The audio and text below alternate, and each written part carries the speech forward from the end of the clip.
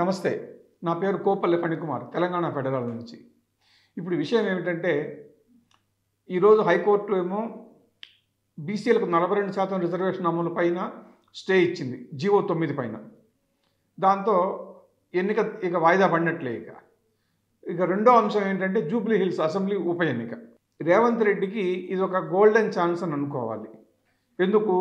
తన పూర్తి దృష్టిని జూబ్లీ హిల్స్ అసెంబ్లీ ఉప ఎన్నికలో గెలవడానికి ఉపయోగపెట్టచ్చు. తను మామూలుగా అయితే ఒక పక్క స్థానిక సంస్థల ఎన్నికలు, రెండో వైపు జూబ్లీ హిల్స్ అసెంబ్లీ ఉప ఎన్నిక, రెండింటి మీద దృష్టి పెట్టడం నిజానికి సాధ్యం కాదు.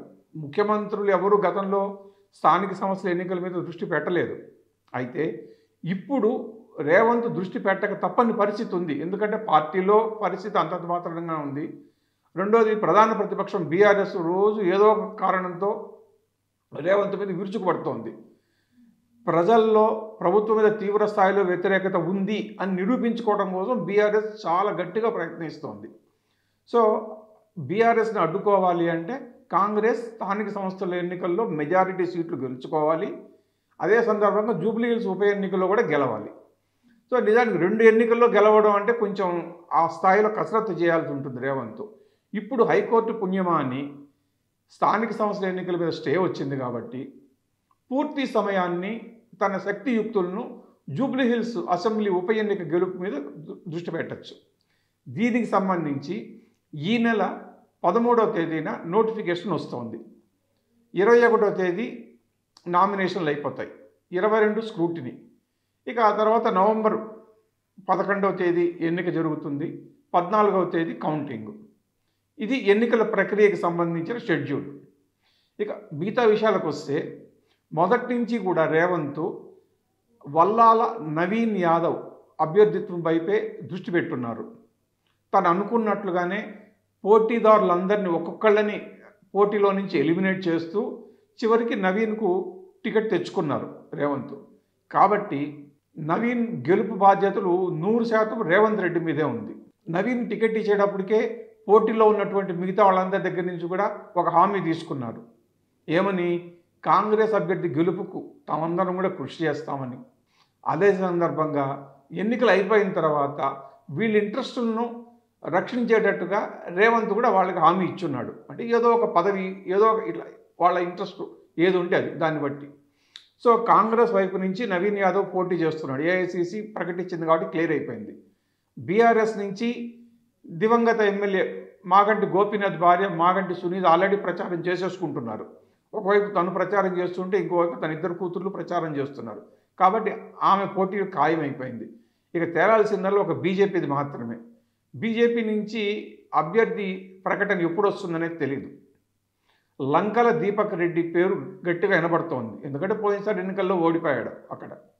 సో ఈసారి అతనికే వస్తుందని, అతనికి విస్తృతంగా పరిచయాలు, బాగా గట్టి సంబంధాలు ఉన్నాయి, ఇట్లా రకరకాలుగా చెప్తున్నారు.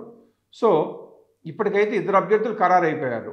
ఇంకొక అభ్యర్థి అవ్వాల్సింది ఉంది బీజేపీ తరపు నుంచి. కాబట్టి రేవంత్ రెడ్డి ఈ నిమిషం నుంచే జూబ్లీ హిల్స్ ఉప ఎన్నిక మీద పూర్తి స్థాయి దృష్టి పెట్టచ్చు. ఎలక్షన్ కమిషన్ ప్రకటించినటువంటి సవరించిన జాబితా, ఓటర్ల జాబితా ప్రకారం 3,99,000 ఓట్లు ఉన్నాయి. ఇందులో ముస్లిం ఓట్లు దాదాపు 1,00,000కు పైగా ఉన్నాయి. ఆ తరువాత ఎస్సీ, యాదవ, కమ్మ, రెడ్డి, ఇతర సామాజిక వర్గాల ఓట్లు ఉన్నాయి. ఈ జూబ్లీ హిల్స్ ఉప ఎన్నిక ఏమిటంటే, ప్రత్యేకం ఏంటంటే, సీమాంధ్రులు, ప్రత్యేకించి సినిమా ఫీల్డు, కమ్మ సామాజిక వర్గంలో ప్రముఖుల పాత్ర చాలా ఎక్కువ ఉంటుంది. మొదటి నుంచి కూడా సీమాంధ్ర సెటిలర్స్ అంటారు కదా, వాళ్ళదే ఇక్కడంతా జనాభా ఎక్కువ, ఇన్ఫ్లుయెన్స్ కూడా వాళ్ళదే ఎక్కువ. అందుకనే మాగంటి గోపీనాథ్ మొదట్లో 2014లో టీడీపీ తరఫున గెలిచాడు. ఆ తర్వాత పార్టీ ఫిరాయించి బీఆర్ఎస్లోకి వెళ్ళిన తర్వాత 2018, 2023 ఎన్నికల్లో కూడా మాగంటి గోపియే గెలిచాడు. ఎందుకు గెలిచాడు అంటే, మాగంటి గోపి సినిమాతో విస్తృత సంబంధం ఉన్నవాడు, నిర్మాత. అలాగే కమ్మ సర్కిల్స్లో బాగా ప్రముఖుడు, చంద్రబాబు నాయుడికి అత్యంత సన్నిహితుల్లో ఒకడుగా గుర్తింపు ఉన్నవాడు. సో సీమాంధ్రుల మద్దతు ఉంది. ఇన్ని అంశాలు కలిసి వచ్చి గోపి హ్యాట్రిక్ ఎమ్మెల్యే అనిపించుకున్నాడు. ఇప్పుడు సడన్గా గోపి మరణించిన కారణంగా ఉప ఎన్నిక అనివార్యమైంది. ఇప్పుడు గోపి భార్య సునీత రంగంలో దిగింది. సో వీటన్నిటినీ అర్థం చేసుకుని సునీత గెలుపు ఖచ్చితం అని బీఆర్ఎస్ని వాళ్ళ లెక్కలు వాళ్ళు వేసుకుంటున్నారు.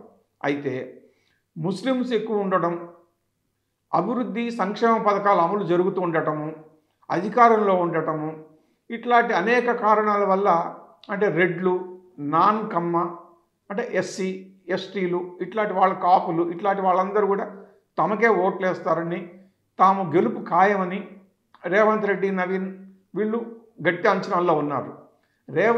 నవీన్ ఇప్పుడు పోటీ చేయడం 5వసారి, అంటే అసెంబ్లీ ఎన్నికలకు పోటీ చేయడం 5వసారి కాదు, 2 సార్లు అసెంబ్లీకి పోటీ చేసి ఓడిపోయాడు, 2 సార్లు కార్పొరేటర్గా పోటీ చేసి ఓడిపోయాడు. కాబట్టి 4 ఎన్నికల్లో ఓడిపోయినటువంటి అనుభవం నవీన్కి చాలా ఉంది.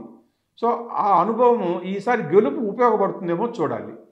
ఇక బీజేపీ కోణంకి వచ్చి చూసేటప్పటికి బీఆర్ఎస్, కాంగ్రెస్ దొందే అని, ఈ రెండింటి మీద ఉన్న వ్యతిరేకతతో మోడీ పరిపాలన మీద ఉన్నటువంటి సానుకూల అంశంతో జనాలందరూ తమకే ఓట్లేసి గెలిపిస్తారని బీజేపీ ఆశలు పెట్టుకునింది. ఇక్కడ వాళ్ళకి ఒక కలిసి వచ్చే అంశం ఏమిటంటే కేంద్ర మంత్రి జి కిషన్ రెడ్డి సికింద్రాబాద్ ఎంపీ. ఈ జూబ్లీ హిల్స్ అసెంబ్లీ ఎన్నిక నియోజకవర్గము సికింద్రాబాద్ పార్లమెంట్ పరిధిలోకి వస్తుంది. కాబట్టి కిషన్ రెడ్డి మీద బాధ్యత ఎక్కువ ఉంది. కొత్తగా అధ్యక్షుడైన తర్వాత జరుగుతున్నటువంటి మొదటి ఉప ఎన్నిక కాబట్టి నారపరాజు రామచంద్రరావు మీద కూడా పార్టీ అభ్యర్థిని గెలిపించుకోవాల్సిన బాధ్యత ఉంది. సో ప్రస్తుతానికైతే ఈ 3 పార్టీలకు సంబంధించినటువంటి రౌండప్ ఇది. తర్వాత తొందరలో మరో రౌండప్తో కలుద్దాం. Thank you.